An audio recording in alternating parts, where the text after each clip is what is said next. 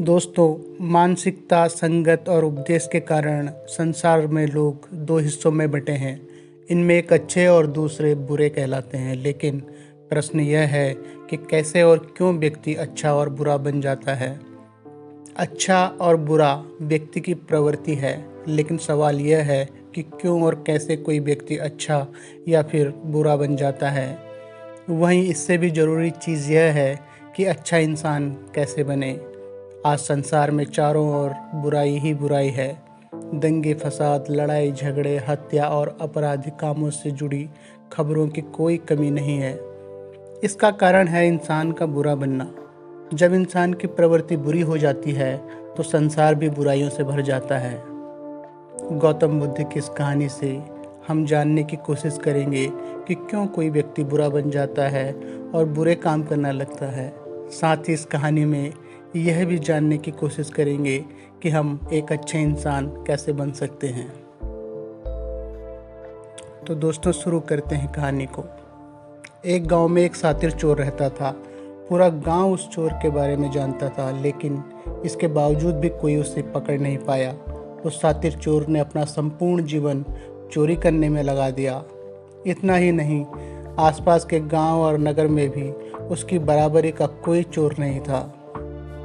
चोर का एक बेटा भी था, जिसे वह अपनी तरह शातिर चोर बनाना चाहता था। इसीलिए वह अपने बेटे से हमेशा कहता था कि तुम कभी किसी साधु या सन्यासी के उपदेश को मत सुनना। यदि कोई कुछ कहे भी तो अपने कान बंद कर वहाँ से भाग जाना। बचपन से ही उसका बेटा अपने पिता से इन्हीं बातों को सुनता आ रहा था, जिस कारण ये बातें उसके मन में बैठ गई थी।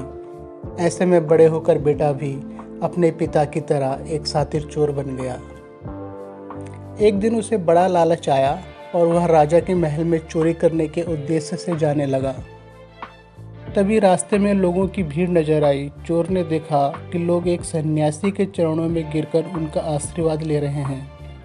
वो सन्यासी कोई और नहीं, गौतम बुद्ध थे। चोर साधु सन्यासी से दूर रहता था, क्योंकि उसे अपने पिता से यही सीख मिली थी। लेकिन भगवान बुद्ध को देखकर वह उनकी ओर आकर्षित हो गया। इसका कारण यह था कि इससे पहले उसने किसी तेजस्वी व्यक्ति के दर्शन नहीं किए थे। अचानक उसे पिता की बात याद आ जाती है कि साधु सन्यासियों से दूर रहना चाहिए। चोर असमंजस में पड़ जाता है कि वह सन्यासी के पास जाए या चोरी करने के लिए आगे बढ़ जाए। एकाएक उसके मन में यह प्रश्न जाता है कि आखिर पिताजी क्यों साधु संतों से दूर रहने को कहते थे। इसका उत्तर जानने के लिए चोर भी लोगों के बीच बैठ जाता है और भगवान बुद्ध के उपदेश सुनने लगता है। बुद्ध लोगों को झूठ बोलने की कला और विश्वासघात के बारे में बताते हैं। उपदेश समाप्त होने के बाद सभी लोग अपने घर लौट जाते हैं और चोर भी चोरी करने के लिए महल की तरफ निकल जाता है। लेकिन पूरे रास्ते वह यही सोचता रहता है कि क्यों न एक बार सन्यासी के उपदेश में कही बातों को मानकर देखा जाए। इस तरह से वह चोरी करने के लिए महल की दीवार से कूदने के बजाय महल के द्वार से अंदर जाता है। उसे देख महल के द्वारपाल उसे रोकते हैं और भीतर जाने का कारण पूछते हैं। चोर कहता है, मैं एक चोर हूँ और महल में चोरी करने जा रहा हूँ। द्वारपाल उसकी बात सुनकर हंसने लगते हैं और कहते हैं, जरूर यह महल का सेवक या नौकर होगा और हमसे मजाक कर रहा है। यह सोचकर वे उसे महल के अंदर जाने देते हैं। महल जाने के बाद चोर खजाना रखे तिजोरी के पास पहुंच जाता है और तिजोरी को तोड़कर धन और आभूषण को पोटली में भरकर भागने लगता है। तभी उसकी नज़र महल के रसोई पर पड़ती है। रात होने के कारण सभी सो रहे होते हैं और रसोई में कोई नहीं रहता है। चोर को जोर की भूख लगी थी, इसीलिए वह रसोई में जाकर पेट भर खाना खा लेता है। इसके बाद चोर वहां से जाने लगता है, लेकिन तभी उसे बुद्ध के उपदेश में सुनी दूसरी बात याद आती है कि जिसका नमक खाया है उसके साथ कभी भी विश्वासघात नहीं करना चाहिए। चोर सोचता है, मैंने इस महल का नमक खाया है, ऐसे में इनका धन चोरी करके मैं अपने साथ नहीं ले जा सकता, क्योंकि यह विश्वासघात करना होगा। इसीलिए चोर चुराए हुए धन को रसोई में ही छोड़कर जाने लगता है। लेकिन तभी महल का एक व्यक्ति उसको देख लेता है और वह शोर मचा देता है जिससे महल के लोग चोर को पकड़ लेते हैं। राजा के सामने चोर को लाया जाता है।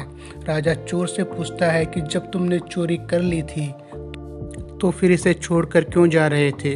चोर कहता है, एक सन्यासी के उपदेश के कारण। चोर की बात से राजा प्रभावित होते हैं और उससे कहते हैं, अगर तुमने ऐसे उपदेश बचपन से ही सुने होते तो तुम कभी चोर बनते ही नहीं। इतना कहकर राजा ने उसे कोई सज़ा नहीं दी और उसको आज़ाद छोड़ दिया। लेकिन राजा ने उससे कहा कि एक बात याद रखना, सही संगत और सही उपदेश से ही व्यक्ति अच्छा इंसान बनता है।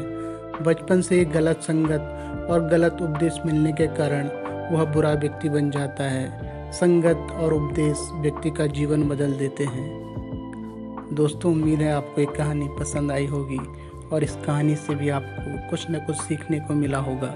अगर आपको एक कहानी पसंद आई तो हमारी वीडियो को लाइक करें और हमारे चैनल को सब्सक्राइब करें। धन्यवाद।